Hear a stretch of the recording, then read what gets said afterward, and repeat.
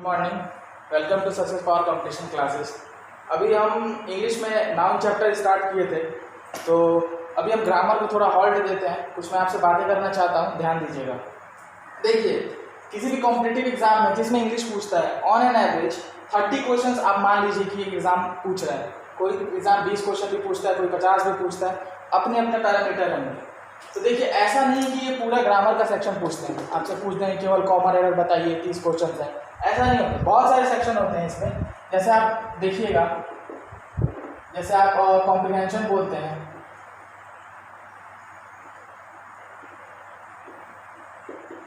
Comprehension हो जाता है एक सेक्शन।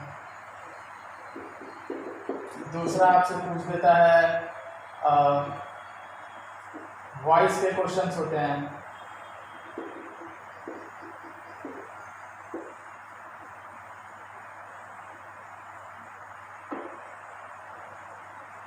नरेशन होता है। फिर आपका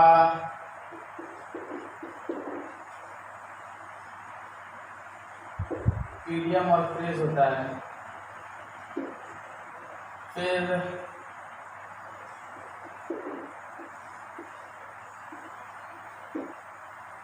वन वर्ड,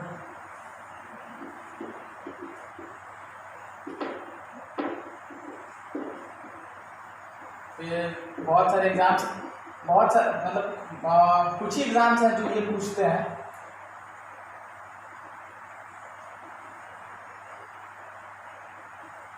स्पेलिंग टेस्ट पूछते हैं। तो देखिए, ये तो कुछ सेक्शंस है, इडियम फ्रेज है, वन वर्ड सब्स्टिट्यूशन है, स्पेलिंग टेस्ट है, ये आपके वोकैबुलरी के सेक्शन है। इनमें कोई खास ग्रामर का यूज होता नहीं है, डायरेक्ट आपको कुछ चीज़ें याद करनी पड़ती हैं, उनसे ये पूछते हैं। और आज हम इनके बारे में बात करेंगे। इडियम फ्रेज ये होते हैं, जैसे आप एग्जांपल में देता हूँ, अक्सर ये फिलर्स में पूछे जाते हैं। इनमें एक और सेक्शन भी आता है, यहाँ पे फिलर्स पूछते हैं। मतलब फिल इन द ब्लैंक समझ लीजिए, एक सेंटेंस दिया होगा, उसमें कुछ खाली स्पेस होंगे, आपको भरना होता है। तो अक्सर क्या होता है, जब फिलर आते हैं तो उनमें, जैसे देखिए, आपको एक मैं यहाँ पे एग्जांपल लिखता हूँ। Ram is a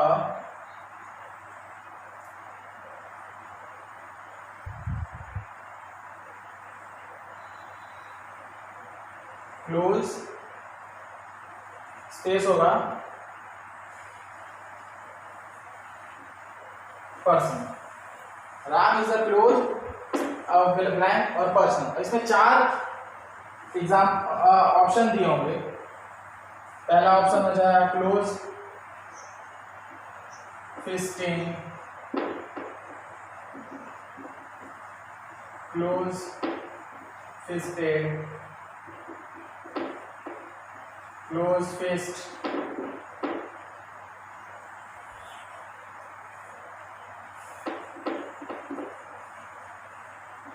close fist. मान लीजिए ये 4 ऑप्शन दिए।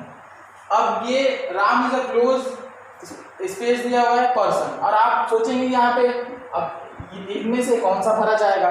ध्यान दीजिएगा, यहाँ पे ये जो क्लोज के बाद जो क्लोज के अगला जो इसमें से हम फिल करेंगे, ये एक फ्रेज है, और जब तक आपको पता नहीं होगा कि ये एक फ्रेज है, तब तक आप इसको भर नहीं पाइएगा। अब आप सोचेंगे कि इसमें ये तो प्रेजेंट टेंस का है, इस लगा हुआ प्रेजेंट टेंस सेंटेंस है, तो फिस्टेड होगा नहीं। ऐसा कुछ करके आप सोचेंगे, लेकिन ऐसा कुछ है नहीं। अब देखिए, यहाँ पे क्लोज फिस्टेड होता है, इसका मतलब होता है कंजूस। इस फ्रेज का मतलब होता है कंजूस। वैसे ही हमारे इंग्लिश में बहुत सारे ऐसे फ्रेजेस हैं जो कि आपको याद करने पड़ेंगे। हम उनमें से कुछ सेलेक्टेड निकाल लेते हैं जो प्रीवियस ईयर में आए हुए हैं, उनको ही हम लोग देखेंगे, एग्जाम्पल से समझने की कोशिश करेंगे, उनको याद करने की कोशिश करेंगे।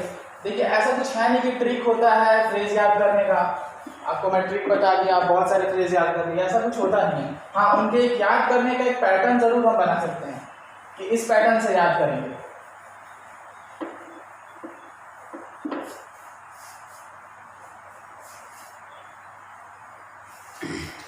देखते हैं हम अभी आपको कुछ फ्रेज देते हैं, आप उनको कॉपी पे लिखिएगा और याद करने की कोशिश कीजिएगा। देखिएगा अभी हम इडियम फ्रेज के बारे में बात कर रहे थे। कुछ आपको इडियम फ्रेज मैंने आपके बोर्ड पे लिखे हैं, और भी हैं, 6 नहीं है। आप लोग को एटलीस्ट मैं 10 से 15 इडियम फ्रेज एक दिन का दूंगा।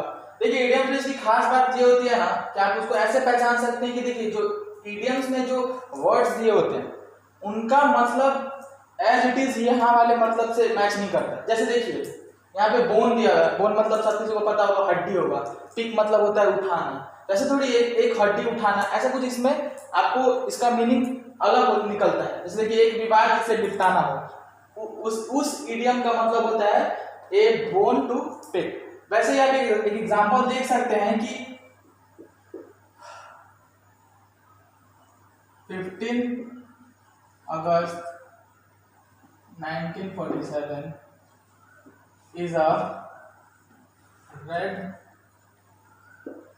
letter day in the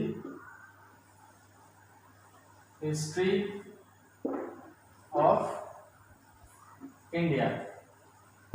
अब देखिए यहाँ पे ये एक फ्रेज आया हुआ है रेड लेटर डे। अब इसका ये मतलब थोड़ी है कि 15 अगस्त 1947 एक लाल पत्र दिन है हमारे हिस्ट्री में, ऐसा नहीं होता। फ्रेज का मतलब कुछ और निकलता है। इसका मतलब होता है इंपॉर्टेंट डे। रेड लेटर का मतलब होता है इंपॉर्टेंट डे। वैसे ही जो फ्रेज होते हैं उनका एज इट इज मतलब नहीं निकलता, उनका मतलब कुछ और होता है। जैसे देखिए आपको यहाँ पे है ए बिहाई, एक वेस्ट जगह को बोलते हैं अ बिहाई। अ बोन टू पिक, इसका मतलब होता है एक विवाद जिसे निपटाना हो, बहुत दिन से चलता आ रहा हो। अ केक वॉक, इसका मतलब ये थोड़ी है केक पे चलना है, ऐसा कुछ होता नहीं। केक वॉक मतलब होता है एक आसान कार्य, जो बहुत ही ईजी हो उसको आसान कार्य बोलते हैं, एक केक वॉक बोलते हैं। अ चिल टू हॉट मतलब बहुत अधिक भय। आपने सुना होगा ना कि बहुत बार इस ये जो फ्रेज है ना इस बहुत बार यूज किया जाता है। जैसे हम पैराग्राफ बनाते हैं, फिलर्स होते हैं, ये फ्रेज इसको आप स्टार मार्क कर लीजिएगा। आप देखिएगा जब मैं इसका प्रैक्टिस कराऊंगा आपको इडियम फ्रेज का, तो ये जो फ्रेज है बहुत बार आएगा। अ क्लोज फिस्टेड पर्सन मतलब एक कंजूस व्यक्ति। पिछले एग्जांपल में मैंने बताया था राम वाले में। अब यहाँ पे देखिए इसका मतलब आप निकाल सकते हैं इसके वर्ड से। क्लोज मतलब क्या होता है? बंद। फिस्ट मतलब क्या है? मुट्ठी। आदमी मतलब जो खर्चीले आदमी होते हैं, मतलब जो खर्चीले नहीं होते, कंजूस होते हैं, उनका समझ लीजिए मुट्ठी बंद है, मतलब वो खर्चा करते नहीं है। मतलब ये याद करने का तरीका मैं बता रहा हूँ आपको, ऐसा कुछ है नहीं कि आप मतलब आप उसका निकालने लगेगा। क्लोज फिस्टेड पर्सन मतलब एक कंजूस आदमी। वैसे ही डाइम अ डजन मतलब एकदम साधारण। इसका आप स्क्रीनशॉट ले लीजिएगा और इन 6 इडियम्स को आप पहले नोट डाउन कीजिएगा। कुछ और लिस्ट है जो मैं आपको देता हूँ।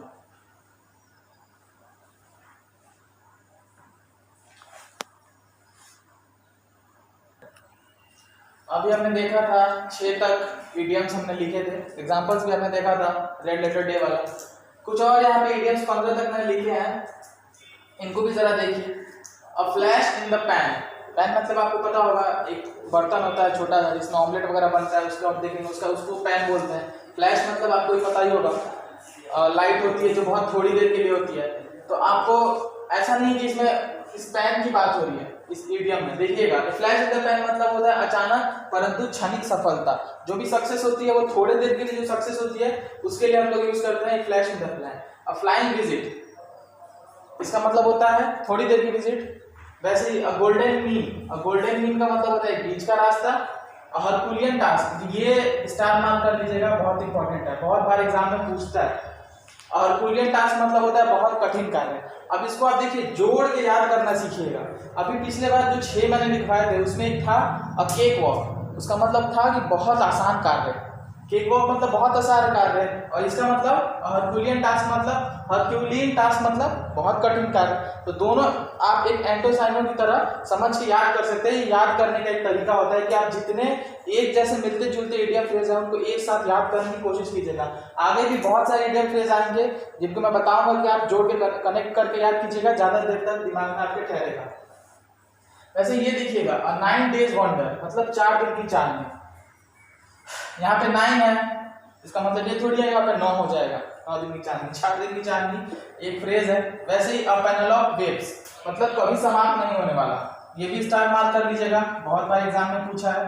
देखिए जो भी ऐसे नाम वाले होते हैं ना, पैनल ऑफ, हर्क्यूलिन, ऐसे जितने नाम वाले फ्रेज है ना आगे भी आएंगे, उनको जरूर याद कीजिएगा, बहुत इंपॉर्टेंट होते हैं, अक्सर यही पूछता है, कभी समाप्त नहीं होने वाला। और स्क्वायर डील, स्क्वायर डील अब ऐसे थोड़ी होता है, मतलब है कि स्क्वायर का मतलब वर्ग होता है, तो यहाँ पे वर्ग की बात होगी, ऐसा नहीं है। देखिए ईमानदारी भरा बर्ताव या कोई काम जिसमें ईमानदारी से किया गया हो, वैसे ही स्टैंडिंग जोक, मजाक या हंसी का विषय, यह है अबव बोर्ड, BOARD मतलब स्पष्ट एवं ईमानदारी भरा। अभी हमने 15 इडियम फ्रेज देखे हैं, कल के लिए हम और देखेंगे 15 इडियम फ्रेजेस। आप इनको कोशिश कीजिएगा कि इनको याद करने की कोशिश कीजिएगा, क्योंकि देखिए ये थोड़े से अजीब जरूर है, क्योंकि इनका मतलब और इनका मतलब एक नहीं होता। इनके जैसे कहाँ गया 9 डेज वंडर, यहाँ पे 9 दिन का वंडर मतलब होता है कोई भी चीज आश्चर्यजनक होती है उसको बोलते हैं, तो इसका मतलब होता है 4 दिन चांदनी। एज इट इज मतलब इडियम्स का नहीं होता। आप लोग मुहावरे जानते हैं ना हिंदी में, व्याकरण में, वही होता है इडियम फ्रेज।